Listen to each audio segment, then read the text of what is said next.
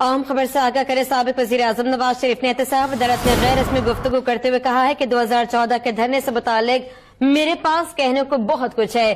धरने से मुतालिक बहुत हकायक पड़े हैं जो मुनासिब वक्त पर सामने आएंगे। खलाई मखलूक में अब वो असर नहीं रहा, हमारे अवाम हमारे साथ हैं। इस सब कुछ के बावजूद मेरी पार्टी ने पार्लियामेंट में कानून पास करवा के मुझे पार्टी सदर बनवाया। कानून को स्ट्राइक डाउन करके मुझे पार्टी सदारत से भी हटा दिया गया है। गैर रस्मी गुफ्तगू की है आज नवाज शरीफ ने एहतसाब अदालत ने, जहां उनका कहना यह था कि 2014 के धरने से मुतालिक मेरे पास कहने के लिए बहुत कुछ है। धरने से मुतालिक बहुत से हकायक हैं जो मुनासिब वक्त पर सामने आएंगे। खलाई मखलूक में अब वो असर नहीं रहा, अवाम हमारे साथ है। इस सब कुछ के बावजूद मेरी पार्टी ने पार्लियामेंट में कानून पास करवाकर मुझे पार्टी सदर बनवाया। कानून को स्ट्राइक डाउन करके मुझे पार्टी सदारत से हटा दिया गया।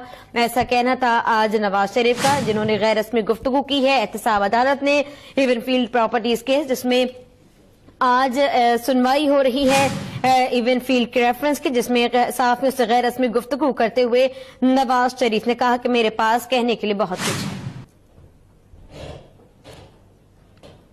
और यहां बात करेंगे साबिक वजीर आजम की। नवाज शरीफ का कहना है कि हमारा मुकाबला पीपल्स पार्टी या तहरीक इंसाफ से नहीं बल्कि खलाई मखलूक से है। नवाज शरीफ ने कहा कि नैब कह रहा है कि सूरज पूरे मुल्क में चमक रहा है, सिंध में इस्तिस्ना दिया जा रहा है।